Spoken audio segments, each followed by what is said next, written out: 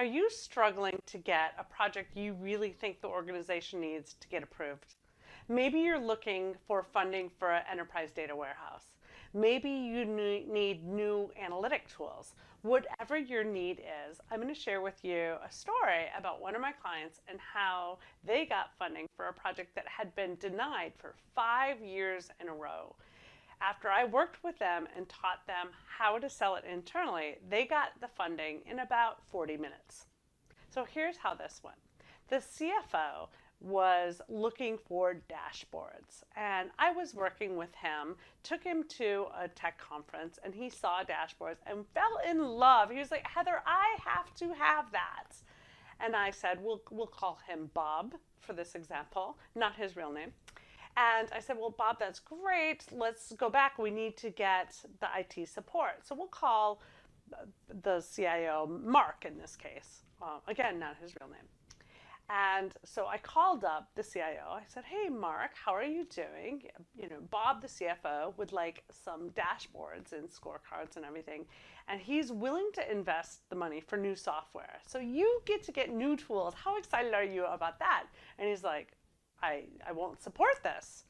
And I'm like, what? He said, no, I will not support this initiative. I said, Mark, what do you mean? This is like new toys. You're getting funding. He's like, I cannot be successful at this.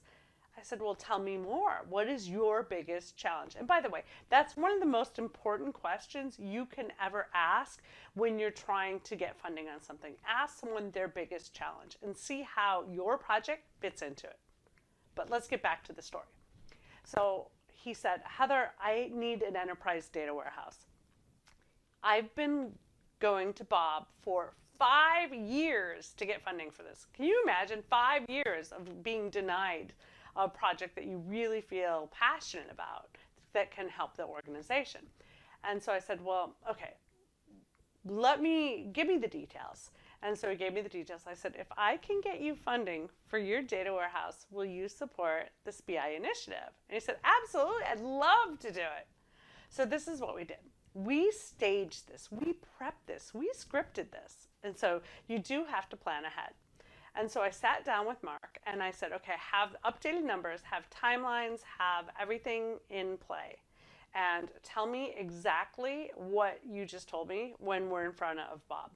So we call a meeting and we sit down and I do a little demonstration of the dashboard. And Bob's like all excited, that's what I want, that's what I want. And I turned to Mark and I said, Mark, can you share with us your thoughts? And he said, we can't do it. I can't provide you dashboards with bad data.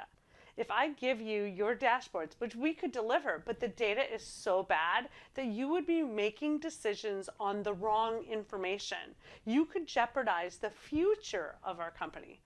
At that point, obviously the CFO is like, whoa, risk bells are like going off in his head. And he says, well, how do we solve that? And of course, Mark then is scripted to say, well, first we need to repair the data. And to do that, we need to do the data warehouse. At that point, Mark bursts out and says, is that why you've been asking for a data warehouse? I just thought you wanted like a new tool or something. I didn't realize it was essential to what I want. And Mark is like, yes, it is essential. And at that point, literally within a 40-minute meeting, both projects were approved. Now, they didn't have budget for this, and it's really important to note, they didn't have budget for all of this, right? But the CFOs oftentimes have a magic box, I'll call it, where money just magically appears, right? It's their slush fund for projects that they think can actually have a huge ROI or mitigate a lot of risk. So think about that. The other technique to selling your projects internally is to figure out the strategic goals of the organization. And we've talked about that in some of our other videos. But once you know those strategic goals, if you can tie your project and your initiative to one of those, like how it can help achieve that goal, you're going to be a lot closer to getting that approved.